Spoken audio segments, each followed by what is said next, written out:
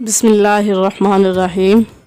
Viewers, ہم آج آپ کے ساتھ جو ویڈیو شیئر کرنے جا رہے ہیں وہ ہے فارس کی عظیم سلطنت جسے تاریخ سے مٹا دیا گیا۔ تو ویڈیو سٹارٹ کرنے سے پہلے ہماری آپ سے ریکویسٹ ہے کہ پلیز آپ ہمارے چینل کو لائک کریں، شیئر کریں، سبسکرائب کریں اور ویڈیو کو پورا واچ کریں۔ تو چلے ویڈیو کی طرف چلتے ہیں۔ قدیم یونانیوں کی جانب سے شروع کی جانے والی مہم جس کا مقصد قدیم فارس پر کیچڑ اچھالنا تھا، 2000 سال میں بھی ان کی حیران کن کامیابیوں کی داستان کو مکمل طور پر مسخ نہیں کر سکی۔ قدیم فارس اور یونان کی معاشرتی اور ثقافتی تاریخ کے ماہر لوائڈ جونز ایک ایسے خاندان کی کہانی سناتے ہیں جس نے دنیا کی عظیم ترین سلطنت کو جنم دیا۔ 1943 کے قریب برطانوی شاعر اور ناول نگار رابرٹ گریوز نے ایک نظم لکھی جس کا عنوان تھا فارس کا نقطۂ نظر۔ یہ میراتھن کی جنگ کے بارے میں تھی جو ایتھنز اور قدیم فارس کے درمیان سن 449 سے پہلے مسیح میں لڑی گئی۔ یونانی سرزمین سے فارسی جنگجوؤں کی بے دخلی سے ظلم کے خلاف آزادی کے لیے بہادرانہ جنگ کے ایک حصے نے جنم لیا۔ 2 سال پہلے چند افراد نے سوال اٹھایا کہ مغرب نے کس طرح باقی دنیا پر غلبہ پایا۔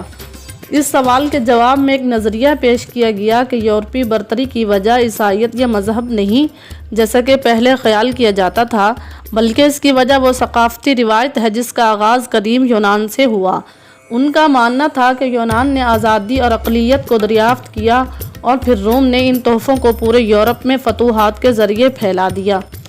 یونان اور فارس کی جنگوں کے وقت سے ہی فارسیوں کے خلاف ایسی مہم چلائی گئی جس کا مقصد آزاد دنیا کا ظالم دشمن دکھانا تھا۔ معاملہ اس لیے بھی پیچیدہ ہوا کیونکہ فارس میں تاریخ لکھنے کا طریقہ یونان سے مختلف تھا۔ وہ شاعری اور گیت کے ذریعے اپنا ماضی نسل در نسل منتقل کرتے تھے۔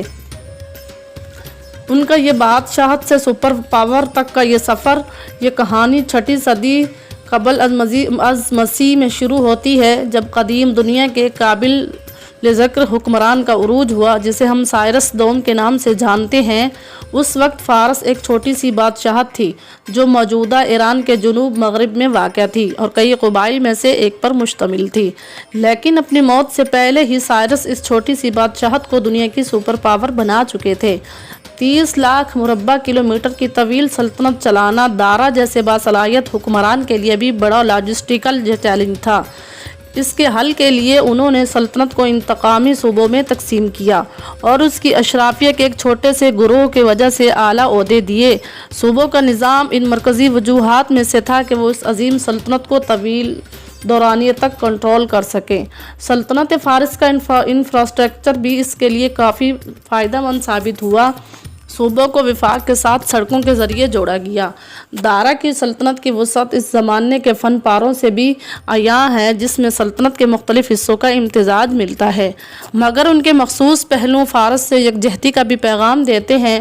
بطور جنگجو اور انتظامی حکمراں، دارا کو مغرب میں ان کے سخت رویے کے لیے یاد رکھا جاتا ہے جنہوں نے جنگ میراتھن کے دوران یونان پر ناکام حملہ کیا۔ یونان کو اپنی سلطنت میں شامل کرنا دارا کا خواب ضرور تھا، مگر یونان اور فارس کے درمیان تناؤ پر یونانی مورخ ہیروڈوٹس کی تحاریر سے یونان کی مزاحمت اور فارس کا رد عمل مبالغہ آرائی محسوس کرتا ہے۔ دارا کی موت 486 قبل مسیح میں ہوئی اور اس کے بعد سلطنت کو وسعت دینے کا کام ان کے بیٹے خشیار شاہ کو ملا۔ اپنے والد کی طرح ان کے لیے بھی یونانیوں سے نمٹنا مشکل کام تھا۔ انہوں نے 480 قبل مسیح میں ایتھنز پر قبضہ کیا، مگر انہیں زمین اور سمندر دونوں پر یونانیوں سے بڑی شکست اٹھانا پڑی۔ بغاوتوں، سرحدی تنازعات، جانشینی کی لڑائیوں اور بادشاہ کے قتل کے باوجود سلطنت فارس نے 2 دہائیوں سے زیادہ عرصے تک وسیع علاقے پر حکمرانی کی جس کا متنوع آبادی تھی۔ سوال یہ نہیں کہ سلطنت فارس کا خاتمہ کیوں ہوا، بلکہ یہ ہے کہ یہ اتنے طویل عرصے تک قائم کیسے رہی۔ اس کا بنیادی جواب یہی ہے کہ شاہی خاندان نے بادشاہت پر اپنا کنٹرول برقرار رکھا۔ منشی خاندان نے اس سلطنت کو خاندانی کاروبار کی طرح چلایا۔ اندرونی سطح پر بغاوت کی گئی مگر اسے کوئی صوبہ یا ریاست نہ ٹوٹی، بلکہ سوال یہی تھا کہ خاندان کا سربراہ کون بنے گا اور تخت پر کون بیٹھے گا۔ آج سلطنت فارس پر تحقیق میں بہت سے اہم باتیں سامنے آ رہی ہیں۔ 1930 की दहाई से फ़ारसी ज़राए से तहरीरें सामने आती रहीं।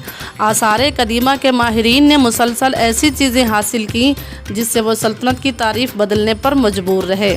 जैसा कि रॉबर्ट ग्रेव्स कहते हैं कि अब ईरान की तारीख़ को फ़ारिस के पस मंज़र में समझाना मुमकिन है। अगर आपको ये वीडियो अच्छी लगे तो इसे लाइक करें, शेयर करें और सब्सक्राइब करें और वीडियो को पूरा वॉच करें। तो अब हम आपके साथ मिलेंगे किसी अच्छी सी वीडियो के साथ। तब तक दीजिए हमें इजाज़त। अल्लाह हाफिज़।